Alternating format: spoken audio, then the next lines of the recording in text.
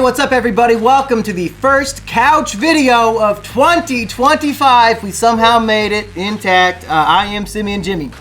Joined as always by Dr. Eggman. But you can call me the American Nightmare Brother. Woo! Now, as you may recall, I did a short film contest and some guy submitted a video where he painted his legs green and stepped on Legos for 5 minutes straight.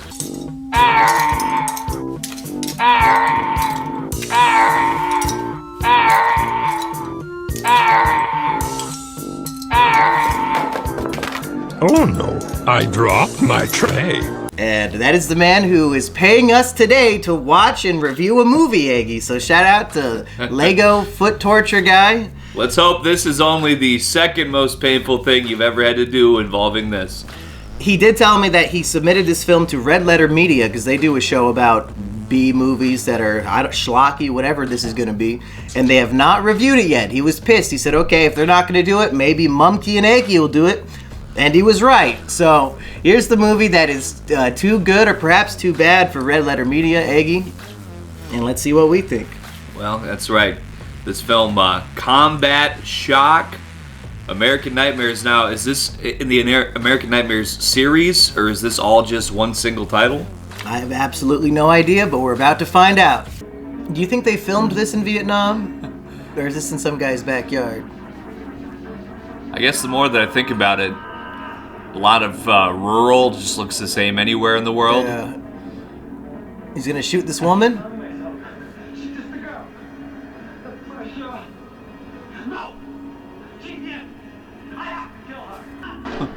Oh my goodness.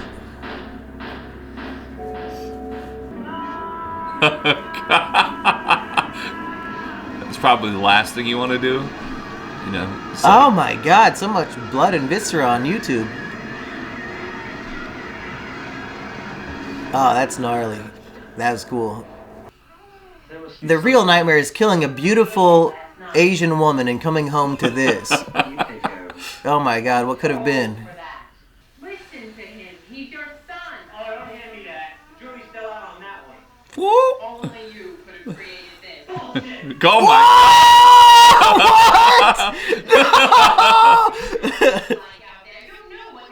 What? Oh, I guess we had the right inclination all along. The Agent Orange got into his sperm? Why'd they keep that baby, Eggy?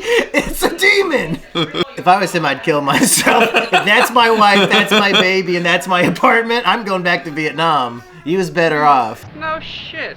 Sure, it's a delicacy to fuck retarded kids. Top dollar, man. It's a delicacy to fuck retarded kids? Have you seen what this baby looks like? He's not retarded. He's a demon. It's a delicacy to fuck retarded kids. Like, not even Epstein would say that.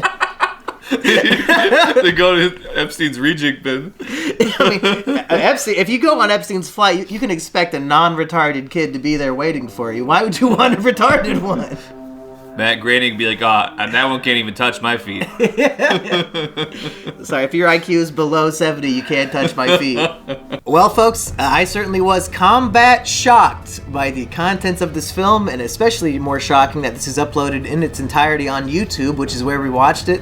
Stuff in here that I can't believe is allowed on YouTube, but Eggy, just to get started, hey, what's up, Shoj? What did you think of this Combat Shock American Nightmare?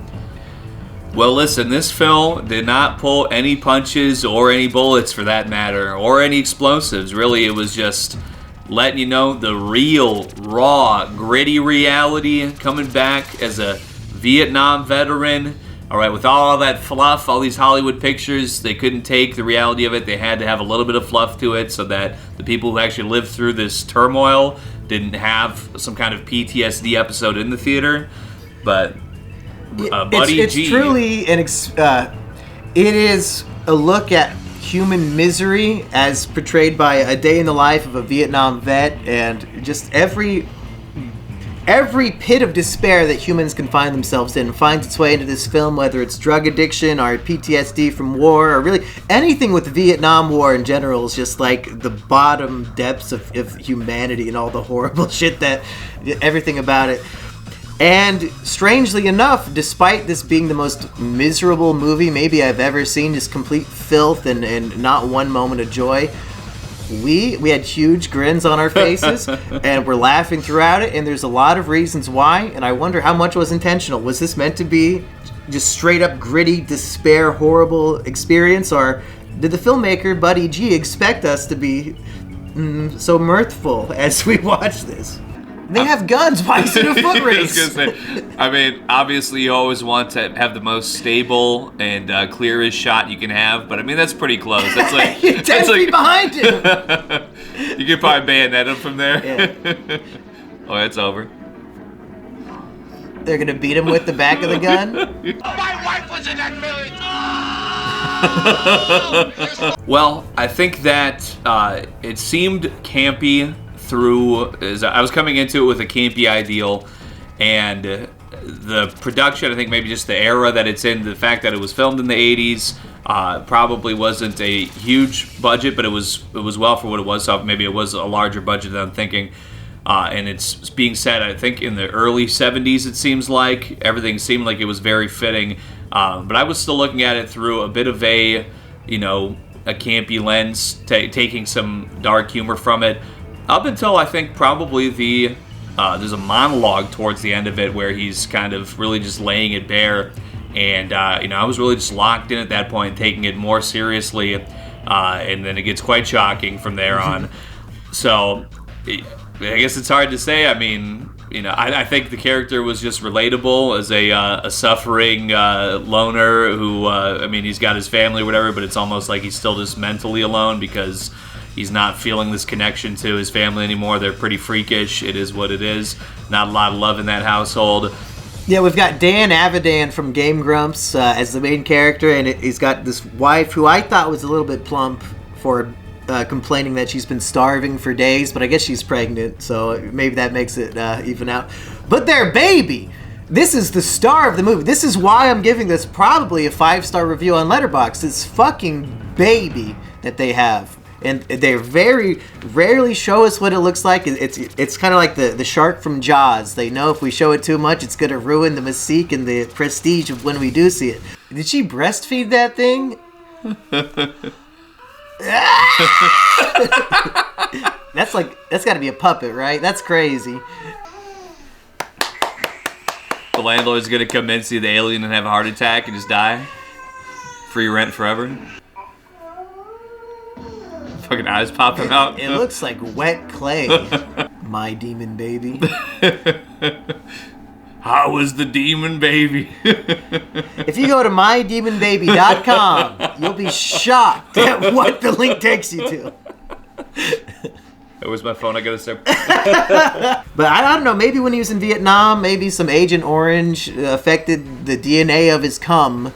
But his baby's a fucking demon. It's some weird little gray alien demon. And the whole movie, it's constantly crying. And there's a weird echo effect to the baby cry. And just the whole movie, I'm thinking, what are they going to do with this freakish baby? And how can I get a sequel where it's just the baby the whole time? Well, I think that's part of it, too. Where we kind of anticipate, at least I did, sort of like a campiness just from the opening, how it was kind of being played. I'm looking at it, through just a product of its era.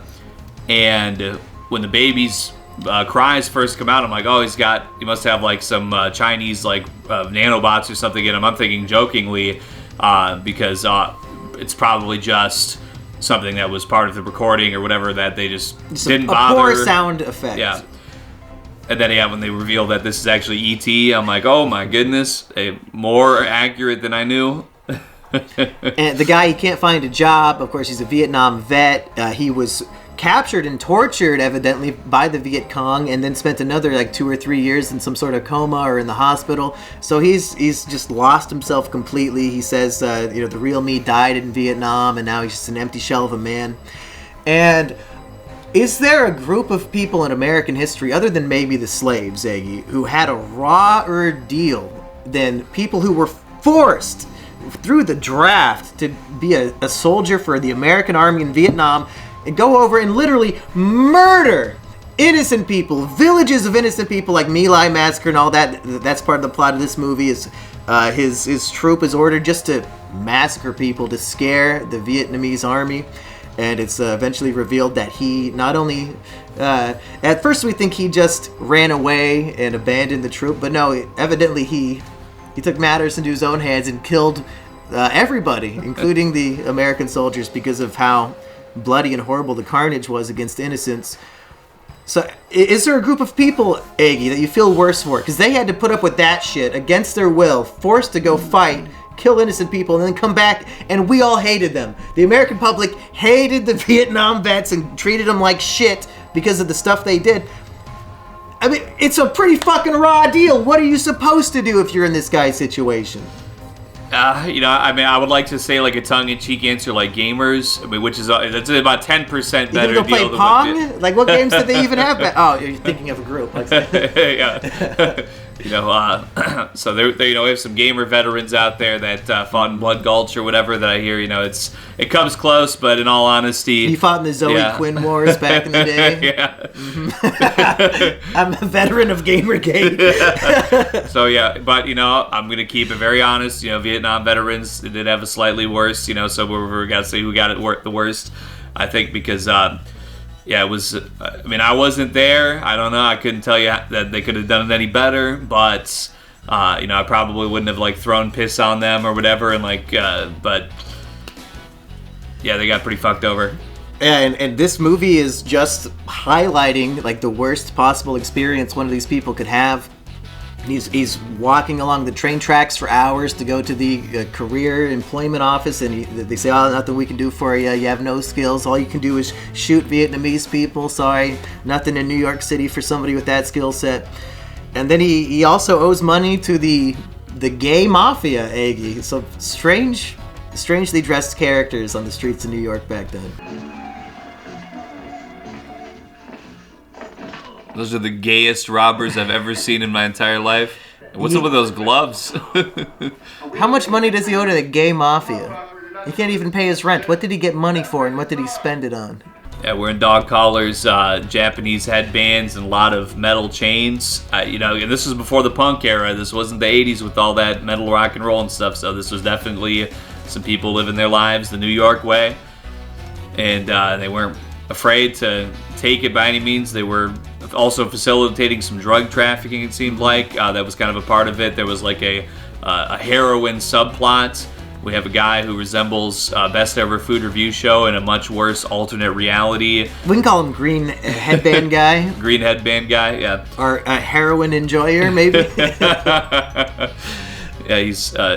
He's Dan Avidan's old buddy. He's about to mug him, but he recognizes him. And then we kind of follow his story of trying to get the money to get another delicious dose of heroin to inject into himself, and he's trying to get it from the gay mafia, and there's a bunch of stuff with that. But what I found interesting is when he finally gets his desired heroin, Eggy, he does not have the equipment, right? He doesn't have his needle, or his spoon, or his lighter, so he just cuts himself open and is pouring the powdered heroin onto his wound to get it into his bloodstream. I wonder if they got the homeless guy's permission to film in his house. Oh my god! Oh, what? Oh. What the fuck is that, sugar? Salt? He's just dumping heroin into his open arm. Oh, is that what that is? Because he can't inject it? Oh my god, what? I don't think it works that way. No, what a waste of heroin, you dumb fuck! Get your spoon and lighter! Oh my god! That's like me dumping a bottle of vodka over my head and just licking my lips. And I thought that is the most insane. You're ruining your own high. I have to imagine doing it the proper way is going to get you way higher than just hoping that some of it gets into your bloodstream. Well, and the thing of it, too, is just preceding this, he's trying to bargain with the gay mafia. Okay, oh, you got this for us, and we'll give you, a 60, whatever that means, 60, because now 60 grams, but 60 milligrams or something, I guess, I don't know. But he's bargaining for the 100, and then, it's just back and forth. And he gets his 60, and he goes, and even though he's digging through needles, he decides he doesn't find the right needle or whatever, and he just goes, and he's just yeah. After he needed that extra little bit, he's just willing to waste all this. So maybe he just cut himself so bad he's going to bleed out. I don't think we ever saw him get back up. So I think he's done at that point. He definitely observed that there was all four of them together.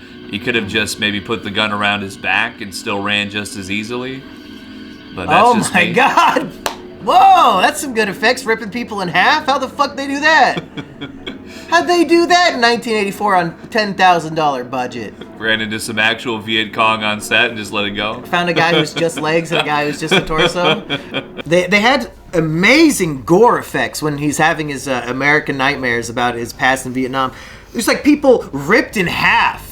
And again, I'm surprised they could show this on YouTube with just how, I guess, realistic it looked. Like just this bloody viscera of the corpses and shit all around the battlefield. And very in good that effects. particular part there too, you have like entrails, so it's not just like a stiff lower body and then like a half of the body with some sort of cover up or whatever. It's and you've got the surrounding splatters and things. So, and speaking of splatters and things, the apartment in which the protagonist and his family are situated in was obviously. It's cartoonishly filthy. Yeah, you can tell it seemed like there was maybe some dirty water. There's like some strange smear marks in some of the shots. It looks like they applied maybe some dirty water, but the filth is palpable. And even besides that, the furniture, everything's just completely filthy. And the outside is covered in trash and graffiti. And I would imagine that wasn't even really designed. Like, for not a even set yeah. dressing. Yeah, they just found the locations, I bet. New York in the early 80s probably was as filthy as this movie wants us to believe. And if you live in that environment, it's so easy just to film your long-haired, greasy guy walking through the streets in New York and walking on railroads. That's what half the movie is, and it's very engaging because it's so filthy. Should we just film you walk on railroad tracks with voiceover for 20 minutes and call it a movie? Must have been a windy day in Windy City. All right, that's why they cut out all the audio. Yeah, where's the voiceover and music? You know, when I woke up again that morning after seeing myself kill that beautiful Vietnamese or Chinese woman, and I woke back up to that gray demon baby with its robotic AI screams coming out of the crib, and my wife who looks like a overweight male that's a Bee Gees cover band frontrunner, I thought to myself, wow, I think I'm going to jump off of literally any elevated structure right now. I'm going to lay down on the train tracks. And speaking of some strange things happening in this apartment, so there's a couple things with this TV they have in the apartment.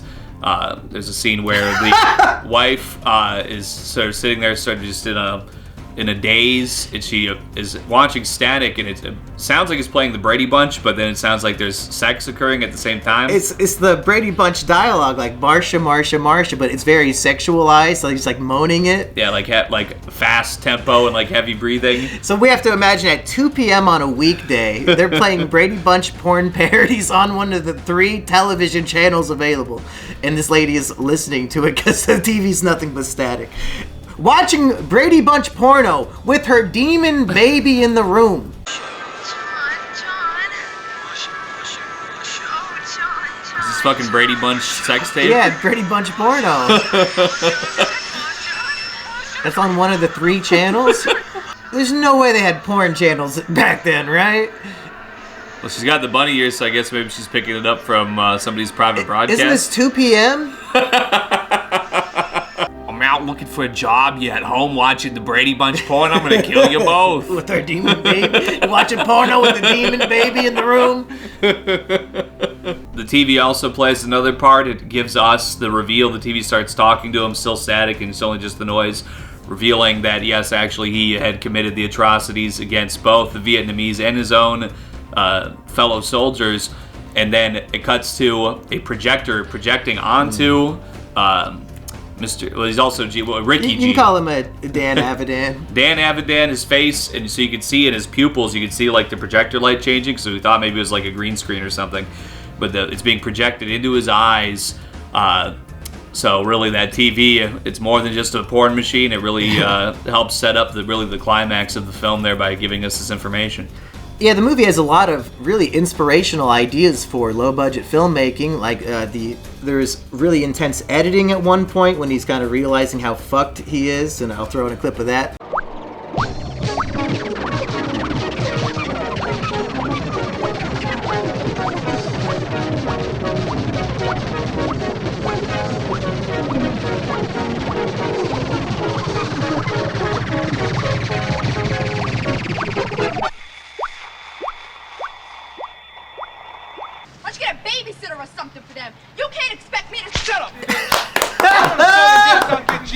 Hi guys, I'm Hartsy.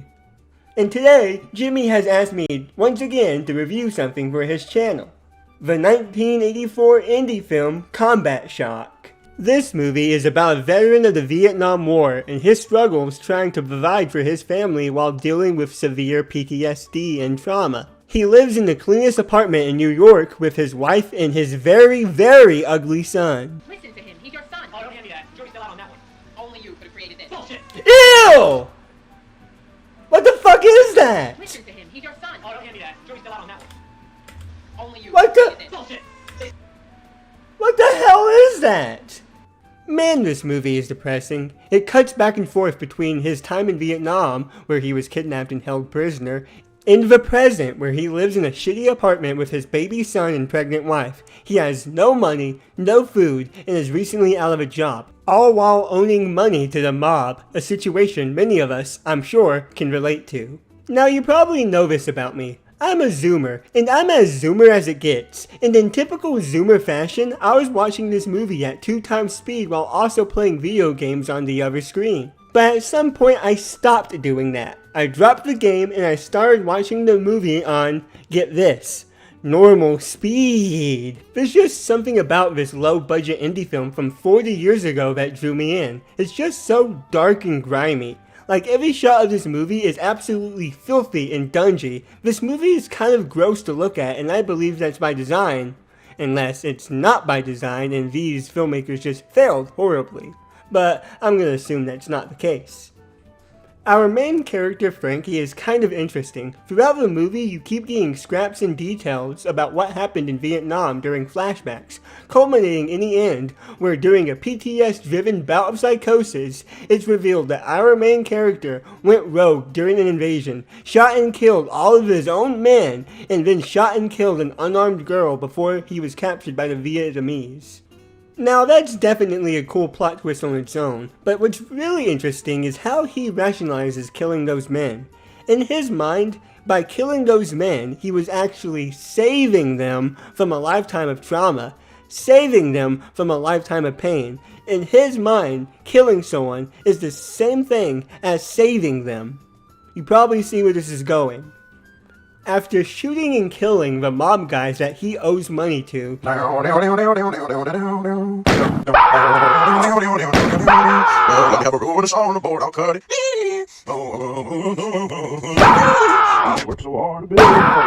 he returns home, where he then shoots and kills his family, starting with his wife and then his own infant son. And he does this, of course, because he believes he's saving them. By killing them. In his mind, he is saving them by relieving them of the life they currently live. After executing his own family, he then puts his son in the furnace, turns it on, and then shoots himself before the police can arrive to investigate what's going on.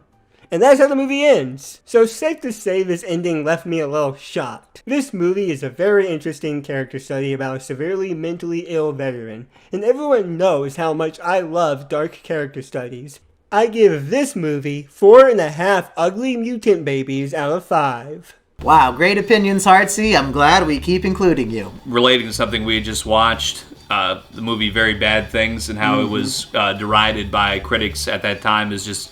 Like, there's nothing fun about it. Like, it's a dark comedy, but it's all just dark. I think that, not to say that this has that much in common, but I think that with this being just kind of a one-tone, it's not trying to brighten up at any point. I mean, it just goes, spoiler alert, but maybe nobody happens to be alive by the end of the movie. Let's just say, hypothetically, theoretically. There's no happy ending. There's maybe somebody burning, and, I won't spoil the whole movie. No, we should. I'm going to show it anyway. Yeah, he's... All right. I mean, I kept saying the whole movie, wow, this wife's a bitch. She's just nagging nonstop. She doesn't even love him. I hope he kills her. And he does. The movie ends with him shooting her. But then he shoots the demon baby. Yeah, I guess we do have to spoil that. Yeah. Like, my God, my favorite character, the demon baby. I was hoping to get a whole sequel. We were planning it should be a circus act, and they can do all it, make some money. No, he shoots the baby, and I've never in a film seen a baby, even though it's a freakish puppet of a baby gets shot, and then like a pool of blood comes out of his mouth. Like, oh Jesus.